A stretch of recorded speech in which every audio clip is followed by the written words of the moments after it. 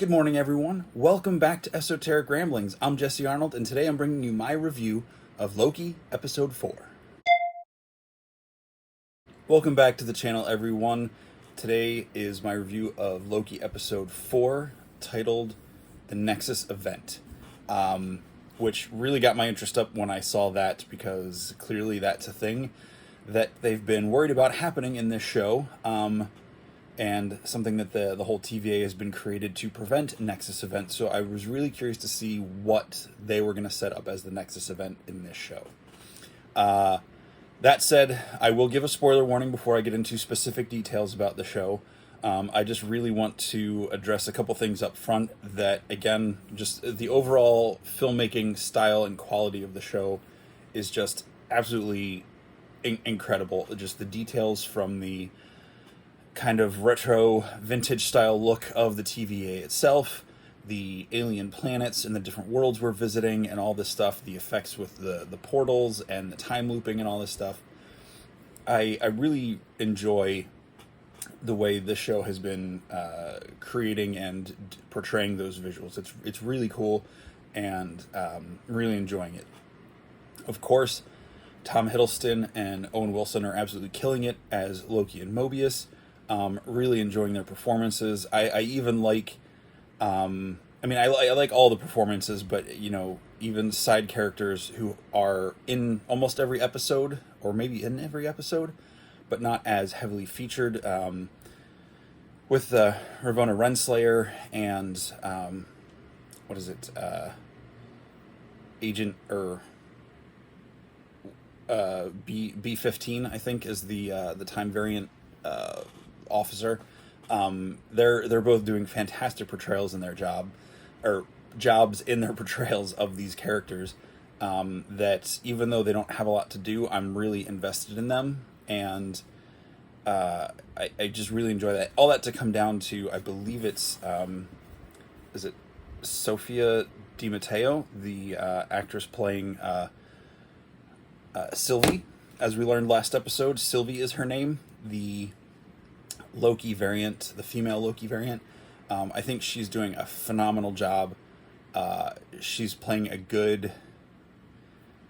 she's doing some things like Tom Hiddleston, but she's also bringing her own flair and flavor to it that feels like a female Loki. So I really appreciate what she's doing in that role. And I think just everyone on the show is doing an outstanding job. This episode is called The Nexus Event, so we do get into that a little bit. And yeah, I really feel everything building towards these last couple episodes. I think there's only 6. I keep forgetting to check that before I start recording, but I believe there's only 6 episodes of Loki. So we've only got 2 left after this one, and I'm really excited for that. I will say this is not a spoiler, just if you have not watched the episode yet, make sure you stay through the initial credits, the kind of film credits at the end with the backgrounds and the film plates behind it. There is a cut scene, a credit scene, whatever you want to call it, that is pretty important. So definitely stick around and watch that. The music has been great throughout the series, but some of the music in this episode really stuck out to me, and I paid attention to the composer's name, but I've blanked on it already. So I apologize. I will make sure to mention that specifically next time. But yeah, some of the music themes in this episode were fantastic. I just really hit home what was going on, and I really enjoyed that. So, yeah, with that said, we're going to get up to some mischief and dive into some of the spoilers now, so be warned. Okay, spoiler warning has gone up.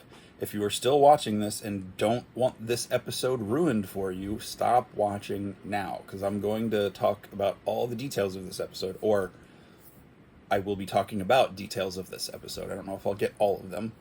So this episode, we kick off with a flashback to Asgard, which is just as beautiful and looks like the Asgard from the actual movies. And we see a young Sylvie playing on the stairs somewhere in the palace at Asgard.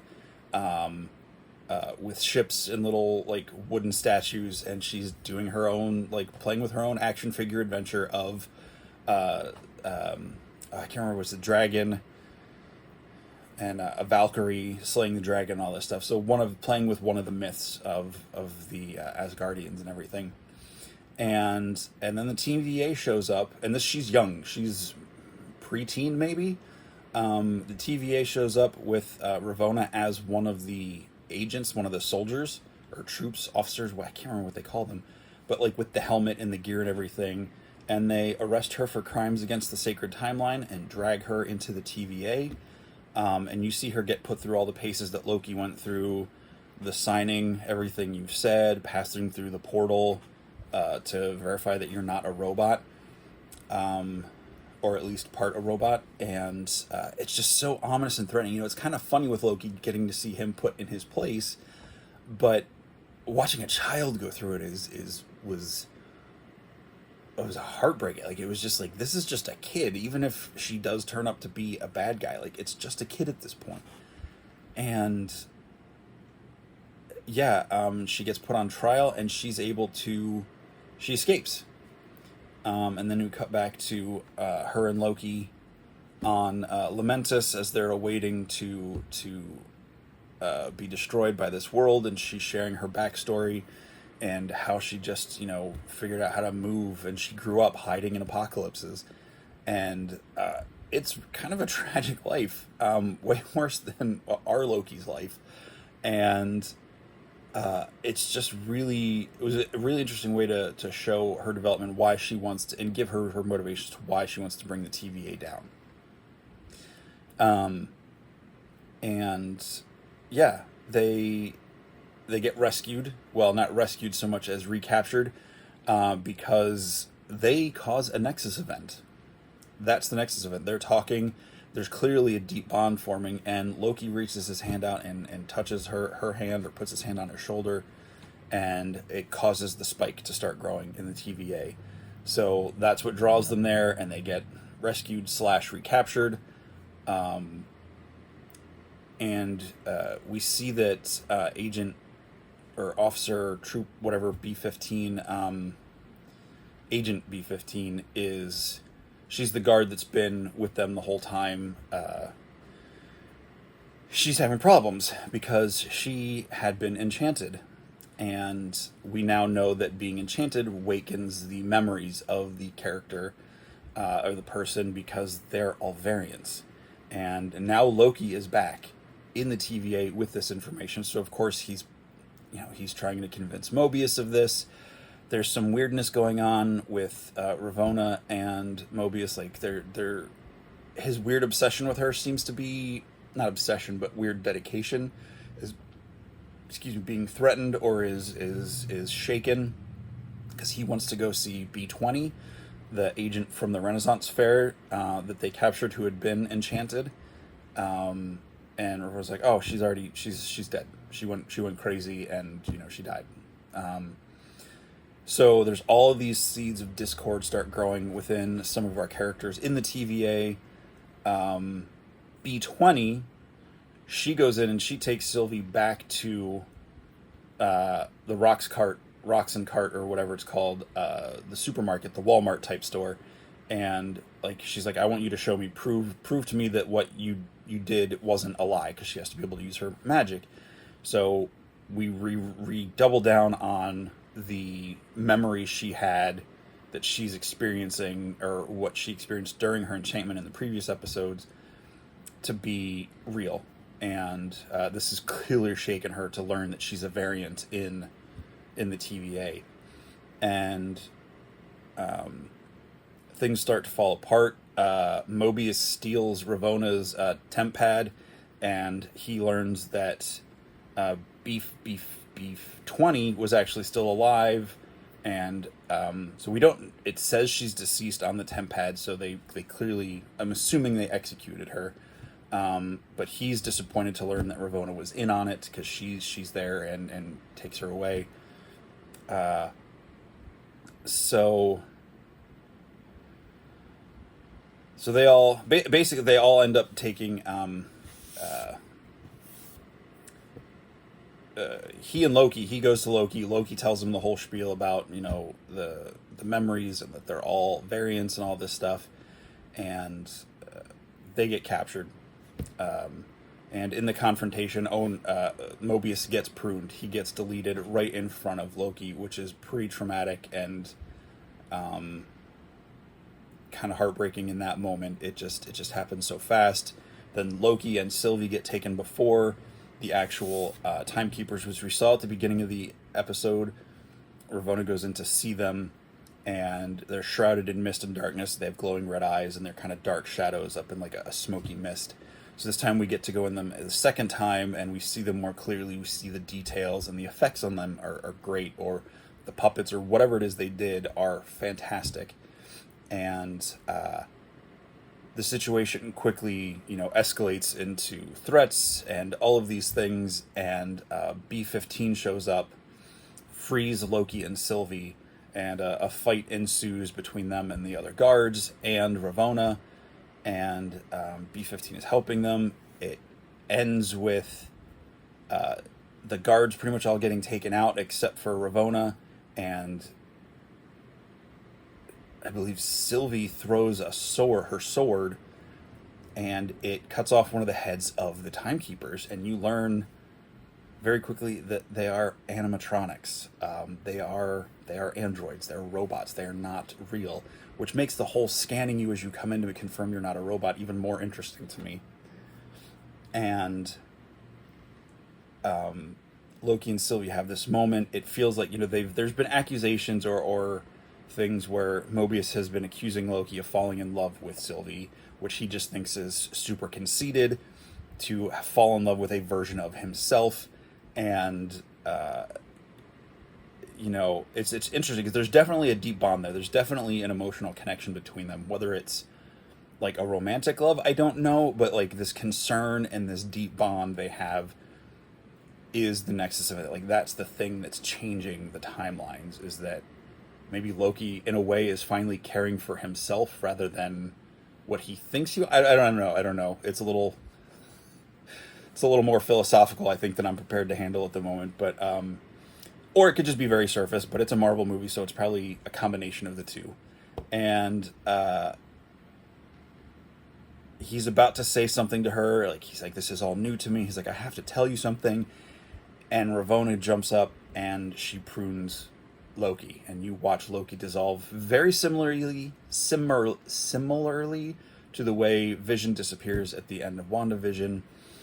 And Sylvie is left confronting Ravonna, and it's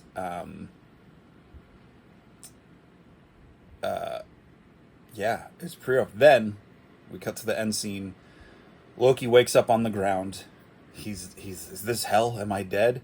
And a voice says, "Well, you're not, but you will be if you don't come with us." And it cuts to 4 other variants of Loki. One of them is I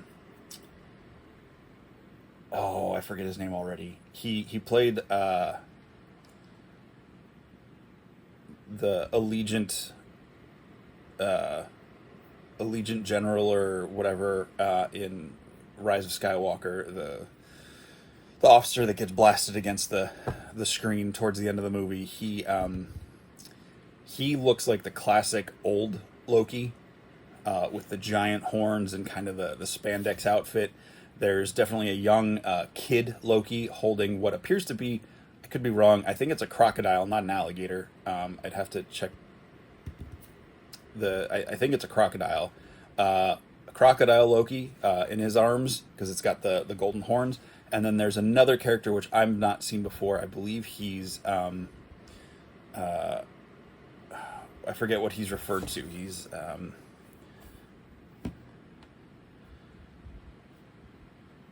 he's referred to as Boastful Loki in the credits. I've never seen this version of Loki before. It's an African American, or maybe he's not African American, but is a black actor in kind of a weird Nordic type vibe outfit, but kind of futuristic at the same time. And he's holding a hammer of some sort that appears to be made out of like a wrench and like other steel work, or some sort of industrial thing. So Interesting to see. It'll be interesting to see who those characters are, and based on what we've seen in the trailers, what's left to come in these last couple episodes. I'm really excited. So, yeah, Loki's been deleted, pruned. But if you get deleted, where do you get sent? Do you get sent to a place full of other variants of yourself? Is it another world of apocalypses? Do you get sent to a place with an apocalypse so that you get absorbed into that and you can't create a Nexus event? So is Mobius gone? I don't think Mobius is really gone. Are the other characters who get deleted actually gone? Will the TVA get freed? Will the variants there get returned to their lives? Or I don't know. There's so many questions, and I'm very excited to see where this all goes. So, yeah. But that's all I have for Loki, episode 4. The Nexus event is Loki having deep emotions for a version of himself. Whichever way that goes, we'll find out, I guess, in the episodes to come. But, yeah, we will see what happens. But that's it for this review. Thanks for watching. If you are interested, I do have my Instagram page, Just Shelve It, where I show off my collections and different things. I also did a podcast last week that is live on their channel on Legends of Grayskull. We talked about the 1990 TMNT movie for a good long while. So if you just want to put something on and listen to a couple nerds talk about Ninja Turtles for 2 hours or so, check that out. I'll put the link in my description for this video. And stay tuned, or maybe you've already watched it, but my review of the latest episode of Bad Batch will be up today as well. So thanks for watching. I'll catch you next time, and as always, ramble on.